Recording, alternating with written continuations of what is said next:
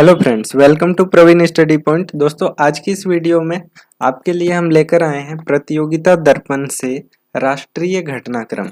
दोस्तों, आज हम राष्ट्रीय घटनाक्रम के ऊपर डिस्कस करेंगे, जो कि प्रतियोगिता दर्पण मैगजीन से लिया गया है। ठीक है, और ये जो मैगजीन है दोस्तों, वो मार्च 2023 का है। यहाँ पे आप देख सकते हैं। ठीक है, तो हम लेट ना करते हुए जल्दी से वीडियो को शुरू करते हैं। इससे पहले आप हमारे चैनल प्रवीण स्टडी पॉइंट को सब्सक्राइब कर ले, ताकि इसी तरह के करंट अफेयर्स की वीडियो आपको सबसे पहले मिलते रहे।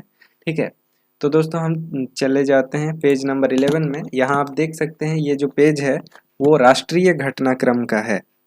सबसे पहले हम फटाफट से इनके टॉपिक्स को देख लेते हैं कि इस राष्ट्रीय घटनाक्रम में कौन कौन से टॉपिक दिए गए हैं। गणतंत्र दिवस की पूर्व संध्या पर राष्ट्र के नाम राष्ट्रपति के संबोधन में सरकार की उपलब्धियों का उल्लेख। दोस्तों, गणतंत्र दिवस की पूर्व संध्या पर राष्ट्रपति श्री द्रौपदी मुर्मू जी संबोधित करती है और सरकार की उपलब्धियों का उल्लेख करती हैं। ठीक है, उसके बारे में दिया है। सेकंड टॉपिक हम यहाँ पे देखते हैं, गणतंत्र दिवस परेड में देश की सांस्कृतिक व सैन्य शक्ति के साथ नारी शक्ति का प्रदर्शन। ठीक है, तो इसमें क्या क्या हुआ ये चीजें हमें दी गई है। आपका यहाँ पे थर्ड टॉपिक जो है वो है, पुरुषों के आईपीएल के बाद अब महिलाओं का प्रीमियर लीग मार्च में संभावित। ठीक है, उसके बाद यहाँ पे कुछ डेटा आपको दिया गया है, उसे भी हम पढ़ेंगे। नेक्स्ट आपको दिया गया है, फरवरी 2023 में दक्षिण अफ्रीका से लाए जाएंगे 12 चीते। ठीक है, नेक्स्ट आपको दिया गया है, सिनेमा घरों में बाहर से खाद्य पदार्थ ले जाने पर रोक को सर्वोच्च न्यायालय ने वैध किया। दोस्तों, नेक्स्ट यहाँ पे है, मेघालय, नागालैंड व त्रिपुरा में विधानसभा चुनाव फरवरी 2023 में विस्तृत कार्यक्रम घोषित हो गया। तो यहाँ पे विधानसभा चुनाव है फरवरी 2023 में। तो ये जो मैगजीन है वो मार्च 2023 का है, तो फिर उससे पहले की घटनाओं को इसमें दिया गया है। ठीक है, मतलब मार्च जो महीना है उससे पहले जो जो घटनाएं हुई राष्ट्रीय घटनाक्रम, उसके बारे में दिया गया है। तो फिर हम उन्हीं घटनाओं को यहाँ जो जो टॉपिक्स दिए गए हैं उन टॉपिक्स के अंतर्गत पढ़ेंगे। ठीक है, नेक्स्ट आपको यहाँ पे दिया गया है दोस्तों, अमेठी में AK-203 राइफलों का उत्पादन प्रारंभ। ठीक है, नेक्स्ट ये है कि कलवारी श्रेणी की 5वीं पनडुब्बी INS वागीर नौसेना के बेड़े में शामिल। ठीक है, उसके बाद नेक्स्ट आपको जो दिया गया है वो अंतर्राष्ट्रीय घटनाक्रम है। तो आज के वीडियो में हमें सिर्फ राष्ट्रीय घटनाक्रम पढ़ना है। तो हम चलिए अब इन राष्ट्रीय घटनाक्रम के जितने भी टॉपिक्स हैं उसको थोड़ा सा विस्तार से पढ़ते हैं। ठीक है, तो दोस्तों हम जाते हैं सबसे पहले फर्स्ट टॉपिक, गणतंत्र दिवस की पूर्व संध्या पर राष्ट्र के नाम राष्ट्रपति के संबोधन में सरकार की उपलब्धियों का उल्लेख। ठीक है, तो राष्ट्रपति महोदया श्री द्रौपदी मुर्मू जी ने सरकार की उपलब्धियों के बारे में क्या क्या उल्लेख किया है। ठीक है, दोस्तों यहाँ लिखा है, 74वें गणतंत्र दिवस की पूर्व संध्या पर राष्ट्र के नाम अपने संबोधन में विगत वर्षों में देश की उपलब्धियों का उल्लेख राष्ट्रपति श्री द्रौपदी मुर्मू ने किया। अपने इस संबोधन के प्रारंभ में सभी भारतीयों को गणतंत्र दिवस की बधाई देते हुए उन्होंने कहा कि जब हम गणतंत्र दिवस मनाते हैं तब एक राष्ट्र के रूप में हमने मिलजुल कर जो उपलब्धियां प्राप्त की है उनका हम उत्सव मनाते हैं। विगत वर्षों की उपलब्धियों का उल्लेख करते हुए उन्होंने कहा कि गरीबी के दौर से बाहर निकलकर भारत विश्व में आज आत्मविश्वास से भरे देश के रूप में अपना स्थान बना चुका है। ठीक है, और वैश्विक व्यवस्था में उसने सकारात्मक प्रभाव डाला है। इस भरोसे के साथ राष्ट्रपति द्रौपदी मुर्मू ने 25 जनवरी 2023 को राष्ट्र के नाम अपने संबोधन में कहा कि बाबा साहेब अम्बेडकर और अन्य राष्ट्र निर्माताओं ने जिन उम्मीदों के साथ राष्ट्र की रूपरेखा बनाई थी उसमें हम काफी हद तक सफल रहे हैं। 74वें गणतंत्र दिवस की पूर्व संध्या पर राष्ट्रपति के रूप में अपने पहले संबोधन में उन्होंने कहा कि महात्मा गांधी ने समाज के अंतिम पायदान पर खड़े व्यक्ति का उत्थान करने का जो आदर्श हमें दिया था उसे पूरी तरह साकार करना यद्यपि अभी बाकी है, लेकिन हमने हर क्षेत्र में उपलब्धियां प्राप्त की है। तो कुछ इस तरह की उपलब्धियों का उल्लेख राष्ट्रपति श्री द्रौपदी मुर्मू जी करती है। नेक्स्ट ये भी उनका उल्लेख है कि देश में पंथों और भाषाओं की विविधता के संदर्भ में उन्होंने कहा कि जब हम सब एक ही हैं और हम भारतीय हैं, हम सभी भारतीय हैं, इतने सारे पंथों और इतनी सारी भाषाओं ने हमें विभाजित नहीं किया है बल्कि हमें जोड़ा है। इसलिए हम एक लोकतांत्रिक गणराज्य के रूप में सफल हुए हैं। यही भारत का सर्वत्व है, ठीक है, सार तत्व है। राष्ट्रपति ने कहा कि भारत एक गरीब और निरक्षर राष्ट्र की स्थिति से आगे बढ़कर विश्व मंच पर एक आत्मविश्वास से भरे राष्ट्र का स्थान ले चुका है। संविधान निर्माताओं की सामूहिक बुद्धिमत्ता से मिले मार्गदर्शन के बिना यह प्रगति संभव नहीं थी। नेक्स्ट दोस्तों, ये कहती हैं, द्रौपदी मुर्मू जी कहती हैं कि देश में महिला सशक्तिकरण की दिशा में बात करते हुए राष्ट्रपति मुर्मू ने अपने इस संबोधन में कहा कि महिला सशक्तिकरण तथा महिला और पुरुष के बीच समानता अब केवल नारे नहीं रह गए हैं तथा इस बात में अब कोई संदेह नहीं है कि महिलाएं ही आने वाले कल के भारत को स्वरूप देने के लिए अधिकतम योगदान देंगी। ठीक है, तो इस तरह की बात भी द्रौपदी मुर्मू जी करती हैं। और नेक्स्ट ये भी लिखती है कि नई राष्ट्रीय शिक्षा नीति के उल्लेख भी राष्ट्रपति द्रौपदी मुर्मू ने अपने इस संबोधन में किया और कहा कि राष्ट्रपति शिक्षा नीति शिक्षार्थियों को 21वीं सदी की चुनौतियों के लिए तैयार करते हुए हमारी सभ्यता पर आधारित ज्ञान को समकालीन जीवन के लिए प्रासंगिक बनाती है। हम विज्ञान और प्रौद्योगिकी के क्षेत्र में अपनी उपलब्धियों पर गर्व का अनुभव कर सकते हैं। अंतरिक्ष प्रौद्योगिकी के क्षेत्र में भारत गिने चुने अग्रणी देशों में से एक रहा है।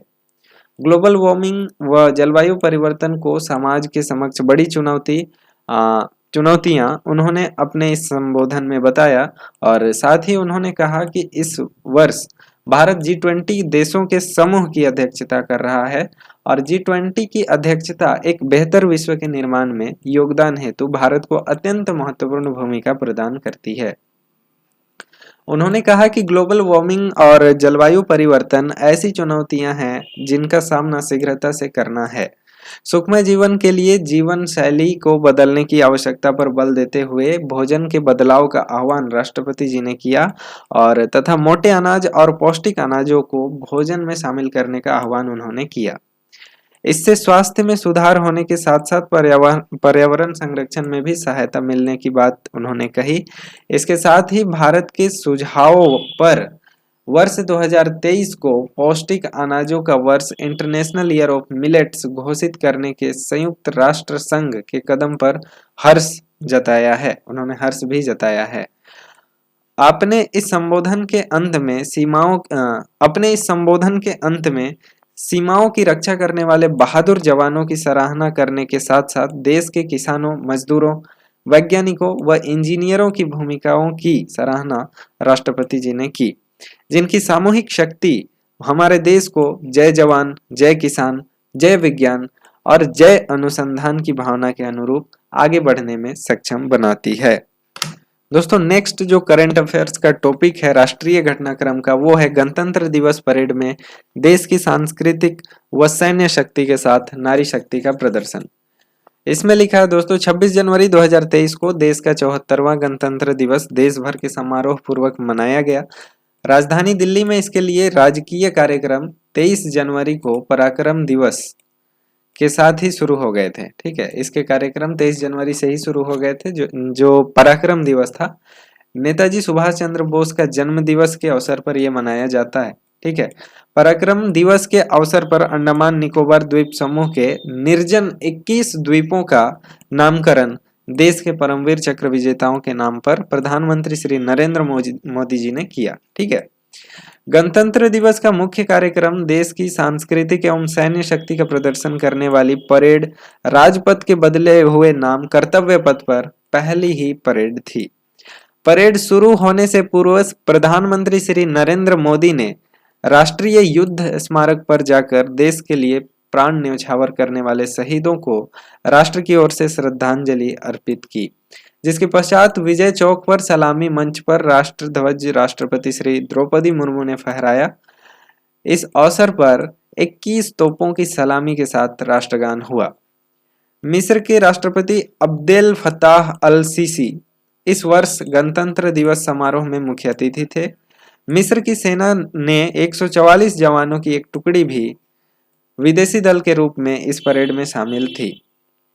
विजय चौक से शुरू हुई परेड देश की बढ़ती स्वदेशी क्षमताओं, नारी शक्ति व न्यू इंडिया की झलक का प्रदर्शन मुख्यतः किया और स्वदेशी सैन्य उपकरणों का प्रदर्शन ही मुख्यतः इस बार गणतंत्र दिवस परेड में किया गया।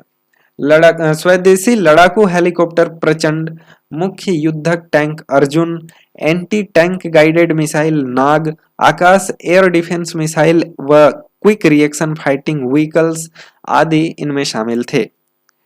राफेल व सुखोई विमानों ने विभिन्न प्रकार के परफॉर्मेंस का प्रदर्शन परेड में किया फॉर्मेशंस का प्रदर्शन परेड में किया। परेड में शामिल 50 विमानों में वायु सेना के 45 विमान व नौसेना के 1 विमान के अतिरिक्त थल सेना के 4 विमान 4 हेलीकॉप्टर शामिल थे। महिला सैन्य दल व अग्निवीर पहली बार परेड में शामिल रहे। परेड में वायु सेना कमान जहां स्क्वाड्रन लीडर सिंधु रेड्डी ने संभाली, तो फिर नौसेना की कमान नेतृत्व लेफ्टिनेंट कमांडर दिशामृत ने किया। तटरक्षक बल के कंटिजेंट का नेतृत्व भी महिला अधिकारी ने किया। 23 झांकियों का प्रदर्शन परेड में किया गया। इसमें से 17 झांकियां विभिन्न प्रदेशों व केंद्र शासित क्षेत्रों की थी, जबकि 6 झांकियां विभिन्न मंत्रालयों की थी। नारी सशक्तिकरण ही केरल, कर्नाटक, तमिलनाडु, महाराष्ट्र व त्रिपुरा की झांकियों का मुख्य भाव था। ठीक है। परेड में उत्तर प्रदेश की झांकी में अयोध्या के दीपोत्सव का प्रदर्शन जहां किया गया। हरियाणा की झांकी भागवत गीता के डिजाइन पर आधारित थी। असम की झांकी अहोम योद्धा लचित बोरफुकन को और आंध्र प्रदेश की झांकी प्रमला तीर्थम को दर्शाया गया। प्रधानमंत्री राष्ट्रीय बाल पुरस्कार जीतने वाले 11 बच्चे भी गणतंत्र दिवस परेड में शामिल थे। विजय चौक से शुरू हुई गणतंत्र दिवस परेड कर्तव्य पथ, नेताजी सुभाष चंद्र बोस की प्रतिमा, तिलक मार्ग, बहादुर शाह जफर मार्ग, दिल्ली गेट व नेताजी सुभाष मार्ग से होते हुए लाल किले पर समाप्त हुई। गणतंत्र दिवस कार्यक्रमों का औपचारिक समापन 29 जनवरी को विजय चौक पर बीटिंग रिट्रीट सेरेमनी के साथ हुआ। ठीक है, तो इस तरह की बातें हैं। यहाँ पे नीचे यहाँ पे ग्रीन बॉक्स में आपको कुछ इंपॉर्टेंट चीजें दी गई है, तो इसको भी हम देख लेते हैं। यहाँ पे आपको दिया गया है राष्ट्रपति भवन में ऐतिहासिक मुगल गार्डन का नाम अब अमृत उद्यान हो गया। ठीक है, यहाँ पे इसका डिटेल जो आपको दिया गया है, आजादी के अमृत महोत्सव के उपलक्ष्य में सरकार ने राष्ट्रपति भवन के ऐतिहासिक मुगल गार्डन का नाम अब अमृत उद्यान कर दिया है।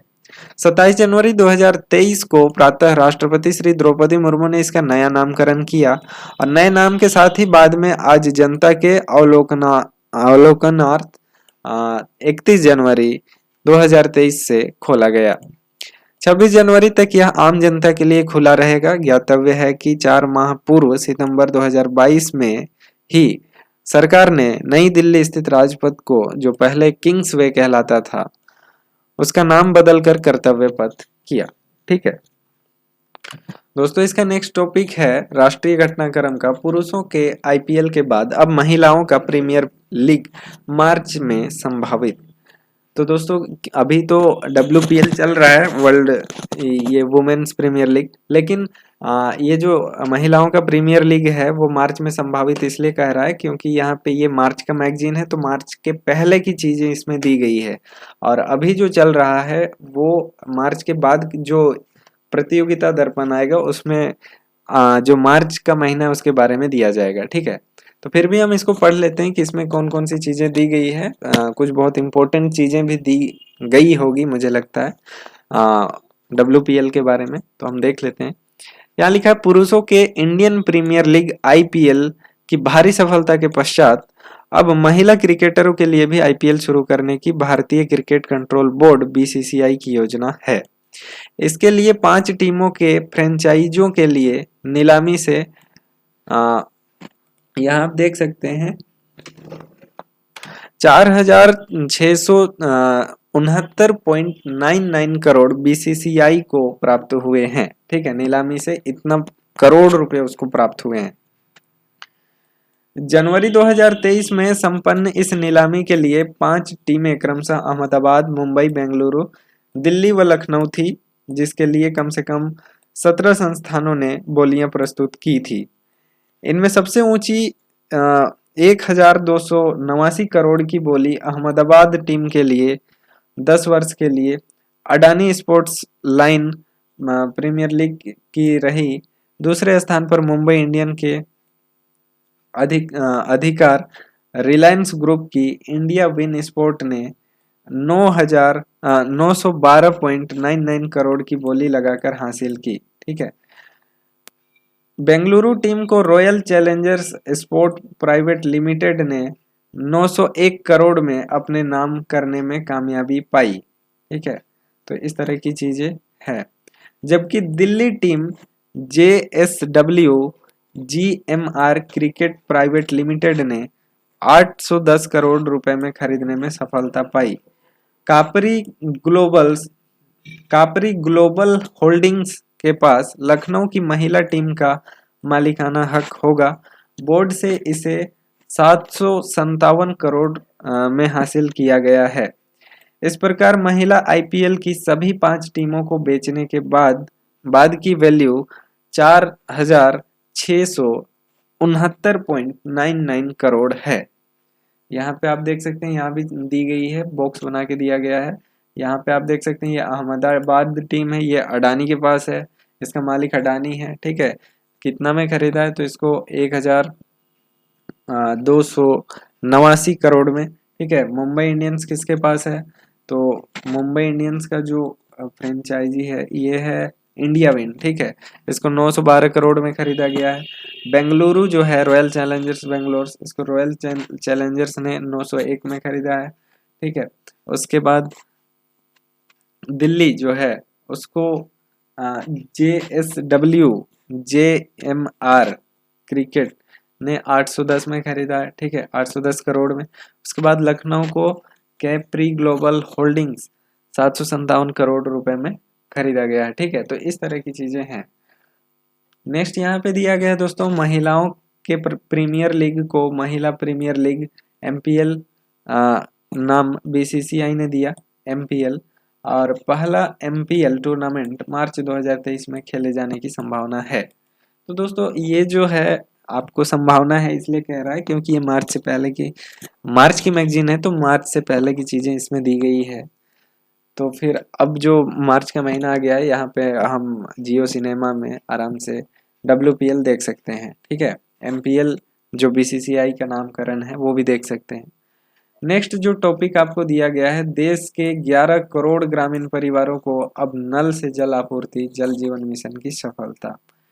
यहाँ पे ये जो बॉक्स है उसको भी थोड़ा सा पढ़ लेते हैं, उसके बाद बड़ा इंटरेस्टिंग टॉपिक है। यहाँ पे फरवरी 2023 में दक्षिण अफ्रीका से लाए जाएंगे 12 चीते। ठीक है, तो हम फटाफट से इस बॉक्स को पढ़ते हैं जिसमें लिखा है, ग्रामीण भारत के सभी घरों में सुरक्षित एवं पर्याप्त पेयजल उपलब्ध कराने के लिए जल जीवन मिशन की घोषणा प्रधानमंत्री श्री नरेंद्र मोदी ने 15 अगस्त 2019 को की थी।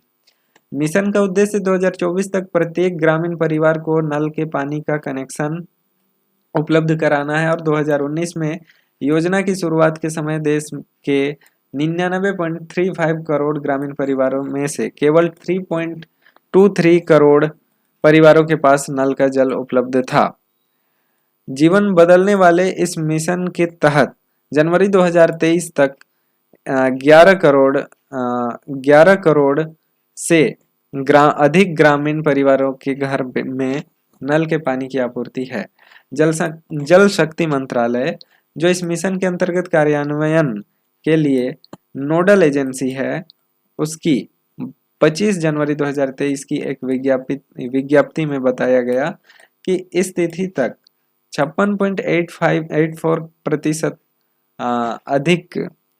प्रतिशत से अधिक ग्रामीण परिवारों के घरों में नल से जल की आपूर्ति उपलब्ध है।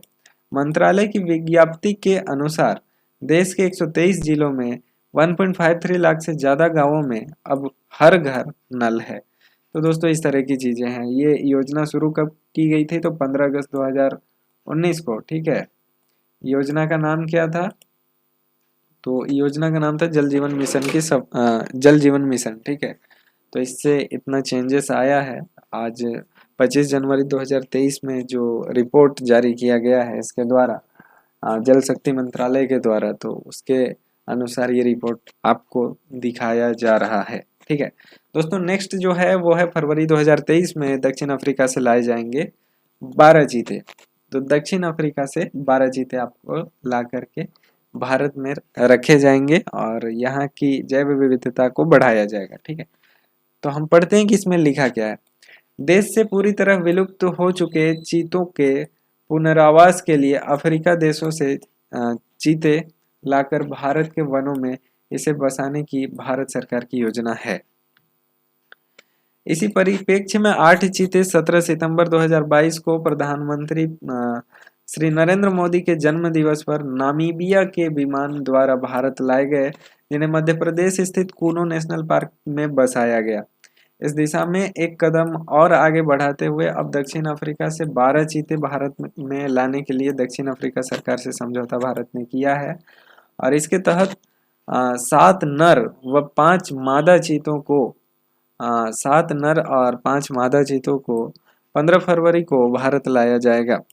इन्हें भी मध्य प्रदेश के कूनो नेशनल पार्क में ही बसाया जाएगा। दक्षिण अफ्रीकी पर्यावरण विभाग का कहना है कि 1 दशक तक प्रति वर्ष 12 चीते भारत भेजने की योजना। इस प्रकार 1 दशक में दक्षिण अफ्रीका से कुल 120 चीते भारत में लाए जाएंगे, ठीक है। तो इस तरह की योजना पर भी कार्य किया जा रहा है कि हर वर्ष साउथ अफ्रीका से 12 जो चीते हैं, 12 चीते हैं वो लाए जाएंगे, तो 120 चीते भारत आ जाएंगे टोटल, ठीक है, 1 दशक में। तो इस तरह की योजना अगर सफल होती है तो ये भारत की जैव विविधता के लिए काफी बढ़िया कदम हो सकता है, ठीक है। तो दोस्तों हम नेक्स्ट यहाँ पे देखते हैं कि यहाँ ये जो ग्रीन बॉक्स है उसमें क्या दिया है।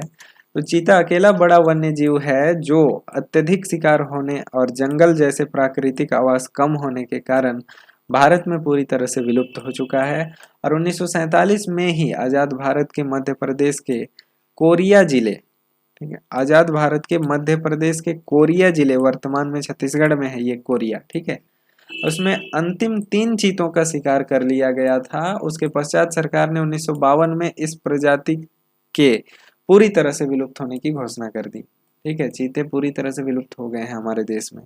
इसी परिप्रेक्ष्य में मोदी सरकार ने अब दक्षिण अफ्रीका, नामीबिया और अन्य अफ्रीकी देशों से चीतों को मंगवाकर उनके लिए यहाँ अनुकूल वातावरण तैयार करके फिर से चीतों को या फिर चीतों की आबादी बढ़ाने की योजना बनाई है, ठीक है। तो ये जैव विविधता के की ओर एक बेहतरीन और बढ़िया कदम हो सकता है, ठीक है।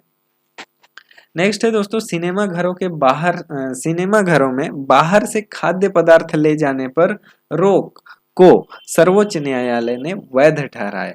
मतलब अब आप सिनेमा घरों में बाहर से कुछ खाने पीने के लिए नहीं ले जा सकेंगे। सर्वोच्च न्यायालय ने इसके रोक पर वैध ठहरा दिया है, ठीक है। अब देखिए इसमें क्या है, सिनेमा घरों में यहाँ क्या लिखा है, सिनेमा घरों व मल्टीप्लेक्स में खाने पीने के सामान ले जाने पर रोक लगाने सिनेमा घर मालिकों के अधिकार को सर्वोच्च न्यायालय ने वैध ठहराया।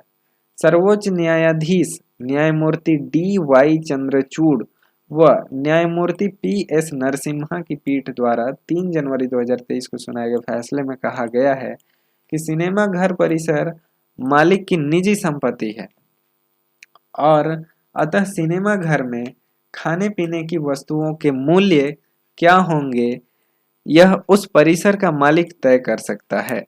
वह ही इसके लिए नियम व शर्तें तय करने का हकदार है, बशर्ते कि वह जनहित के विपरीत न हो। परिसर का मालिक होने के नाते वह इसके अंदर खाने पीने की वस्तुएं लाने से दर्शकों को रोक सकता है। सर्वोच्च न्यायालय की पीठ ने इसके साथ ही जम्मू कश्मीर उच्च न्यायालय के यहाँ पे जो है छूटा हुआ लग रहा है, 18 जुलाई 2018 को उस फैसले को रद्द कर दिया जिसमें मल्टीप्लेक्स व सिनेमा घरों के मालिकों से कहा गया था कि वे दर्शकों को खाने पीने की अपनी चीजों व पेय पदार्थों को सिनेमा घरों में न ले जाने से न रोके। ठीक है, तो यहाँ पे जम्मू कश्मीर उच्च न्यायालय हाई कोर्ट में जो खाने पीने की चीजें ले जाने से आप नहीं रोक सकते इस बात को सही ठहराया था। तो जो सर्वोच्च न्यायालय है वहां पे अपील की गई, याचिका दायर की गई। तो फिर खाने पीने की चीजें सिनेमा घरों में बाहर से ले जाने पर रोक लगाने के लिए मालिकों को हकदार बताया गया।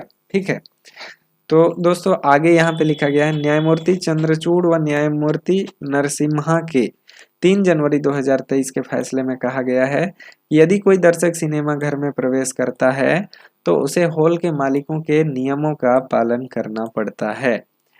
हॉल में उपलब्ध वस्तुओं व सेवाओं का उपभोग करना या न करना पूरी तरह से फिल्म देखने वालों की पसंद पर है। ठीक है, अगर आप वहाँ की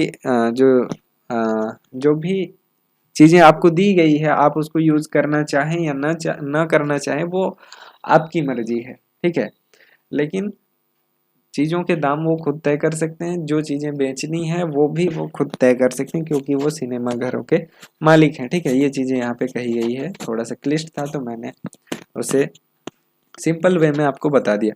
नेक्स्ट है दोस्तों, उल्लेखनीय है कि जम्मू कश्मीर उच्च न्यायालय ने 18 जुलाई 2018 को अपने एक फैसले में यह कहा था कि मल्टीप्लेक्स व सिनेमा घरों के मालिक दर्शकों को अपना स्वयं का खाना व पानी आदि ले जाने से नहीं रोक सकते। सर्वोच्च न्यायालय के 3 जनवरी 2023 के उपर्युक्त फैसले में जम्मू कश्मीर उच्च न्यायालय का यह फैसला रद्द कर दिया गया।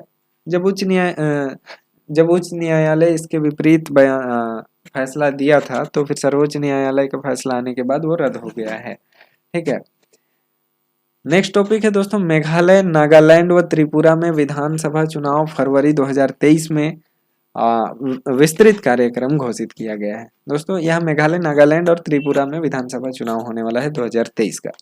पूर्वोत्तर के 3 राज्यों नागालैंड, मेघालय व त्रिपुरा में 60 संसदीय विधानसभाओं के 5 वर्षीय कार्यकाल क्रमशः 12, 15 और 22 मार्च 2023 को समाप्त होने को है। इन तीनों राज्यों में नए चुनाव फरवरी 2023 में कराने की घोषणा चुनाव आयोग ने 18 जनवरी 2023 को की है। घोषित कार्यक्रम के अनुसार त्रिपुरा विधानसभा की सभी 60 सीटों के लिए मतदान एक ही चरण में 16 फरवरी 2023 को कराया जाएगा। तदनुरूप इसके लिए औपचारिक अधिसूचना 21 जनवरी को जारी कर दी गई है। वहां नामांकन की अंतिम तिथि 30 जनवरी तथा नाम वापसी की अंतिम तिथि 2 फरवरी 2023 थी। दोस्तों यहाँ फर्स्ट पॉइंट दिया गया है, मेघालय व नागालैंड की 60 सीटों के लिए भी मतदान एक ही दिन 27 फरवरी 2023 को कराया जाएगा। घोषित कार्यक्रम के अनुरूप चुनाव हेतु औपचारिक अधिसूचना 31 जनवरी 2023 को वहां जारी की गई है। दोनों राज्यों में नामांकन हेतु अंतिम तिथि 7 फरवरी तथा नाम वापसी हेतु अंतिम तिथि 10 फरवरी 2023 थी। तीनों राज्यों में सभी सीटों पर मतगणना 2 मार्च 2023 को होगी तथा 4 मार्च तक चुनाव प्रक्रिया पूरी कर ली जाएगी। चुनाव कार्यक्रम की घोषणा करते हुए चुनाव आयोग की 18 जनवरी 2023 की विज्ञप्ति में बताया गया है कि इन राज्यों के लिए चुनाव कार्यक्रम तैयार करते हुए सभी प्रासंगिक पहलुओं जैसे जलवायु परिस्थितियां, शैक्षणिक कैलेंडर, बोर्ड परीक्षा, प्रमुख त्योहार, इन राज्यों में मौजूदा कानून व्यवस्था की स्थिति, केंद्रीय सशस्त्र पुलिस बलों की उपलब्धता, बलों के आवागमन, परिवहन और तैनाती पर लगने वाले समय व अन्य प्रासंगिक जमीनी वास्तविकताओं का गहन मूल्यांकन आदि को ध्यान में रखा गया है। दोस्तों यहाँ पे इस बॉक्स में जो दिया गया है उसको भी हम पहले पढ़ लेते हैं। बीते वर्ष 2022 वर्ष 2022 1901 के पश्चात अब तक का 5वां सबसे गर्म वर्ष। अच्छा, यहाँ पे बीते वर्ष 2022 जो है वो 1901 के पश्चात अब तक का 5वां सबसे गर्म वर्ष है। भारतीय मौसम विभाग की रिपोर्ट क्या है वो देखते हैं। भारतीय मौसम विभाग की रिपोर्ट है कि भारतीय मौसम विभाग के अनुसार बीता वर्ष 2022 भारत के लिए 1901 के पश्चात अब तक का 5वां सबसे गर्म वर्ष रहा था। मौसम विभाग ने 1901 के पश्चात ही मौसम संबंधी आंकड़े रखना शुरू किया था तथा इससे पहले के आंकड़ों का रिकॉर्ड विभाग के पास नहीं है। वर्ष 2022 के दौरान भारत की जलवायु के संबंध में जारी एक विज्ञप्ति में मौसम विज्ञान विभाग ने बताया है कि इस वर्ष के दौरान देश में जमीन का औसत तापमान दीर्घकालिक औसत तापमान की तुलना में 0.51 डिग्री सेल्सियस अधिक था। दीर्घकालिक औसत तापमान से तात्पर्य 1981 टू 2010 की अवधि के औसत तापमान से है। और भारतीय मौसम विज्ञान विभाग के अनुसार देश के सर्वाधिक गर्म वर्ष 2016 था। देश का सबसे सर्वाधिक गर्म वर्ष 2016 था, जब औसत तापमान दीर्घकालिक औसत तापमान की तुलना में 0.71 डिग्री सेल्सियस अधिक रहा था। मौसम विभाग की इस विज्ञप्ति के अनुसार बीते वर्ष 2022 में पूरे देश में हुई वर्षा 1917 से 2022 की अवधि के दीर्घकालिक औसत का 108% रही।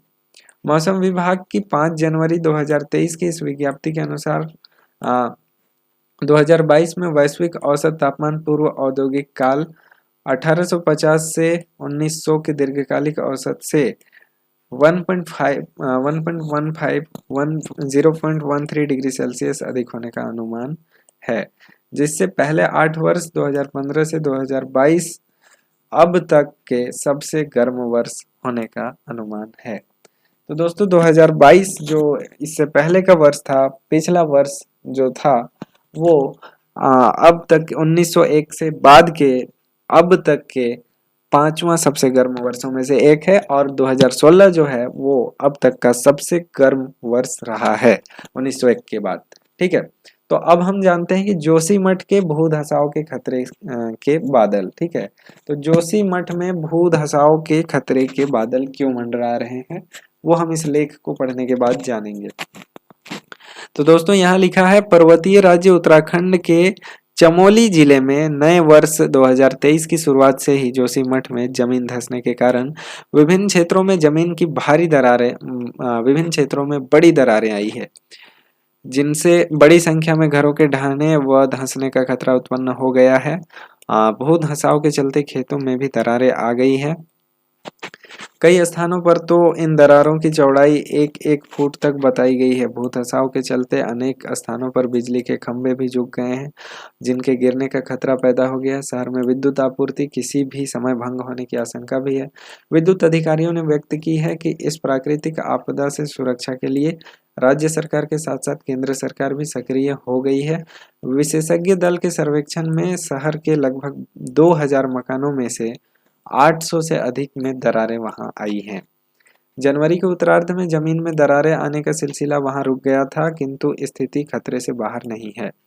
जोशीमठ में इस तरह के मामले सामने आने पर अब आसपास के क्षेत्रों की ओर भी ध्यान दिया जा रहा है तथा बताया गया है कि चामोली जिले में ही कार्यप्रयाग व टिहरी झील क्षेत्र में भी दरारों के कारण कई घर जमींदोज हो चुके हैं। ताजा घटनाओं को देखते हुए अब 47 वर्ष पुरानी एक रिपोर्ट की ओर भी ध्यान आकर्षित हो रहा है। 47 वर्ष पूर्व मिश्रा आयोग की एक रिपोर्ट में इस तरह के खतरे के बारे में चेताया गया था, किंतु इस रिपोर्ट की उपेक्षा ही की गई थी। पर्यावरणकर्ताओं का मानना है कि जोशीमठ ही नहीं, हिमालय पर्वत श्रृंखला के ज्यादातर पहाड़ भी शैव अवस्था में हैं। उन्हें कचरे और मलबे का ढेर भी कहा जा सकता है। अतः केवल जोशीमठ ही नहीं, मसूरी, गंगटोक, जम्मू, नैनीताल व भीमताल आदि अनेक हिमालयी हिल स्टेशन में जमीन धंसने या दरकने की समस्या आम है। उत्तरकाशी की पूरी बेल्ट में आए दिन सड़कों के धंसने की घटनाएं होती रहती है तथा पिछले कुछ वर्षों में गंगटोक की जमीन लगभग 7 इंच तक घसक चुकी है। जोशीमठ में मकानों में दरारें तथा जमीन के धंसाव ने आसपास के पर्वतीय क्षेत्रों में भी हालत बिगाड़ दिए हैं।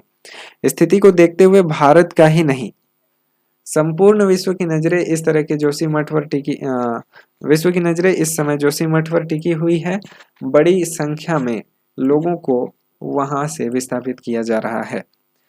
वहां सभी तरह के निर्माण कार्य पर रोक लगा दी गई है और स्थिति को देखते हुए पूरे जोशीमठ को किसी अन्य स्थान पर स्थानांतरित करने की नौबत आ सकती है। ऐसे में संपूर्ण विश्व की नजर इस बात पर है कि जोशीमठ जैसे हालात और किन किन हिल स्टेशनों पर बन रहे हैं तथा इनकी सुरक्षा के लिए क्या कदम उठाए जा सकते हैं। जैन समुदाय के तीर्थ स्थल सम्मेद शिखर जी को पर्यटन स्थल घोषित करने की अधिसूचना वापस कर ली गई है। तो दोस्तों इसको भी हम अब डिटेल से पढ़ते हैं।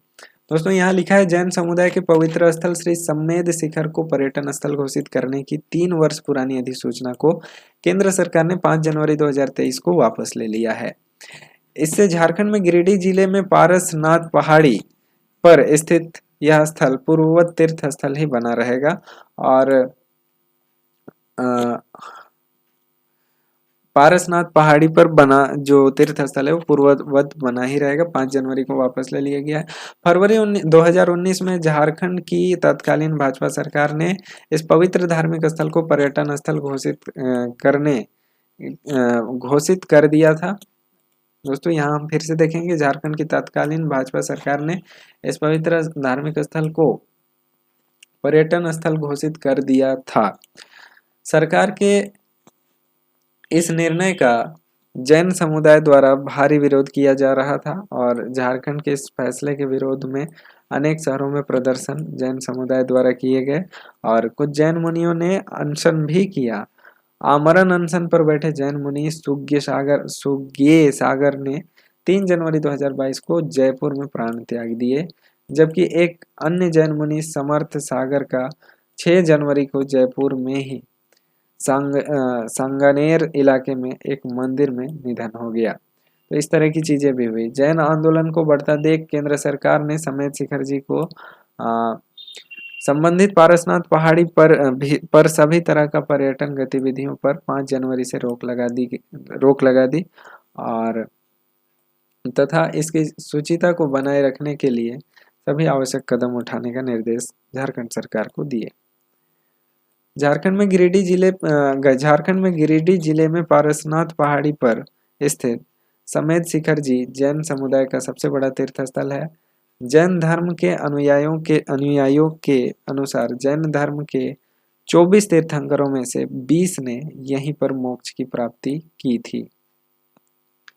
23वें तीर्थंकर भगवान पार्श्वनाथ ने भी यहीं पर निर्वाण प्राप्त किया था। इसलिए जैन समुदाय के लोगों का यह पूजनीय स्थान है। जैन समुदाय के लोग यहाँ दर्शन करने के साथ साथ 27 वर्ग किलोमीटर क्षेत्र में फैले मंदिर की पूजा करते हैं और जैन धर्मावलंबियों के अनुसार यह शिखर आस्था का केंद्र है, कोई पर्यटन स्थल नहीं।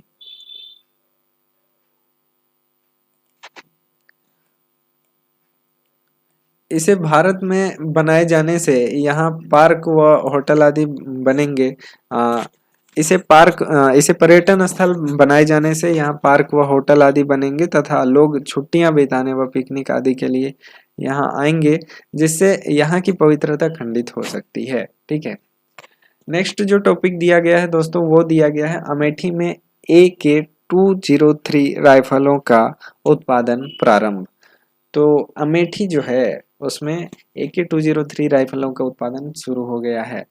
तो यहाँ हम देखेंगे मेक इन इंडिया पहल के तहत भारत में अब AK-203 राइफलों का उत्पादन भी AK-203 राइफलों का उत्पादन भी शुरू हो गया है।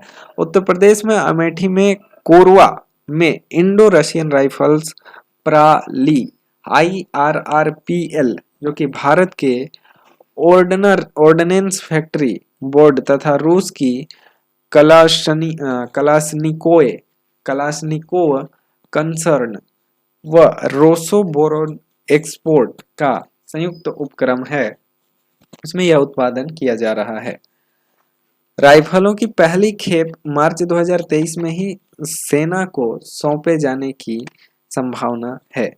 इस उपक्रम का शिलान्यास प्रधानमंत्री श्री नरेंद्र मोदी ने 3 मार्च 2019 को किया था।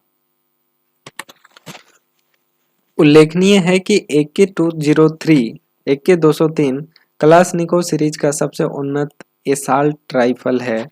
भारत में 6.1 लाख ऐसी राइफलों का उत्पादन किया जाना है, जिससे पूर्व 70,000 लाख राइफल उनके पार्ट्स व टेक्नोलॉजी रूस से भारत को भेजी थी। भारत में ही इनके उत्पादन के लिए रूस के साथ भारत ने एक समझौता दिसंबर 2021 में संपन्न किया था। तो इस तरह की चीजें हुई है।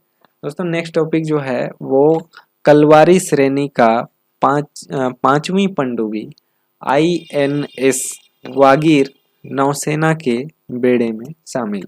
ठीक है, तो दोस्तों इसमें क्या है वो हम देखते हैं। भारतीय नौसेना की सामरिक क्षमता में एक और वृद्धि जनवरी 2023 में उस समय हुई जब प्रोजेक्ट 75 के तहत माझगांव डाक शिप बिल्डर्स लिमिटेड MDL द्वारा निर्मित कलावरी श्रेणी की पांचवी पनडुब्बी वागीर को औपचारिक रूप से नौसेना में शामिल किया गया।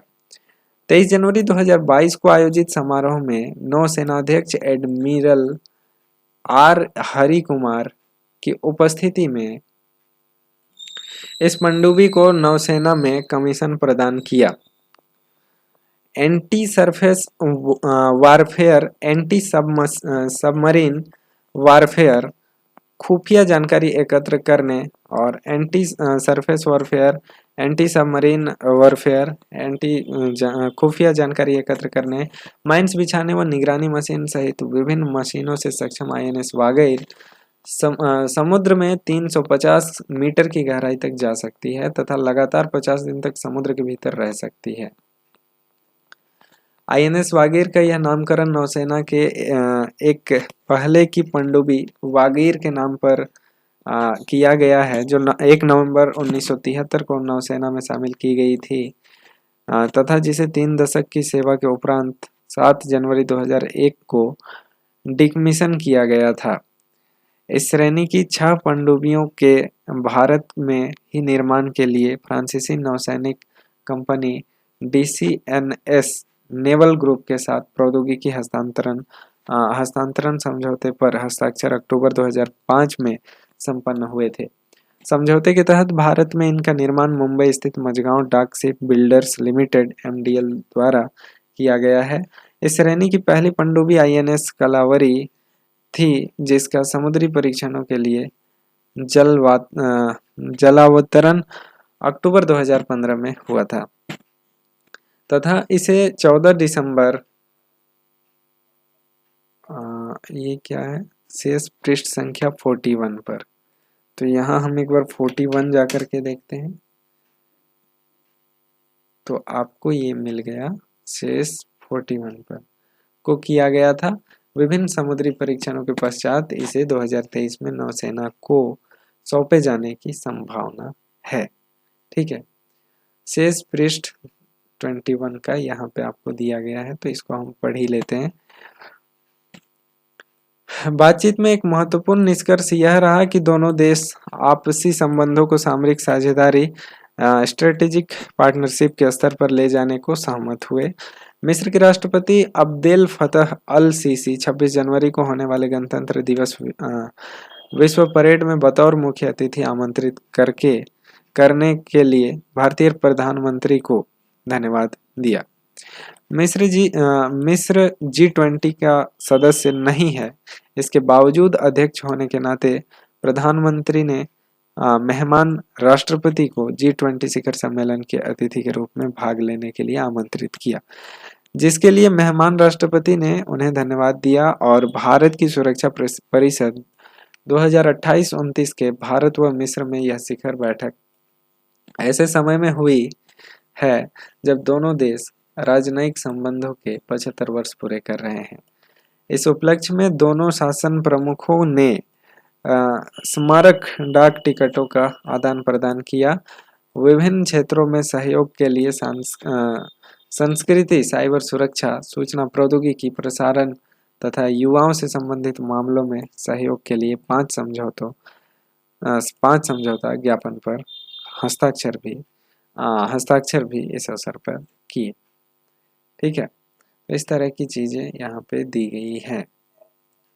तो दोस्तों हमने यहाँ पूरा का पूरा राष्ट्रीय घटनाक्रम पढ़ा, जो कि हमने यहाँ से शुरू किया था, और ये आप प्रतियोगिता दर्पण से पढ़ रहे हैं, इसलिए ये बहुत ही बढ़िया मैगजीन है जिससे आप हर तरह के कम्पिटिटिव एग्ज़ाम के लिए आप प्रिपेयर कर सकते हैं, चाहे ये यूपीएससी हो या फिर पीसीएस हो या फिर आप एसएससी की तैयारी कर रहे हो, आप चाहे किसी भी कम्पिटिटिव एग्ज़ाम की तैयारी कर रहे हो, आपके लिए इससे बेहतर ऑप्शन और करंट अफेयर्स के लिए मुझे लगता है कि नहीं हो सकता।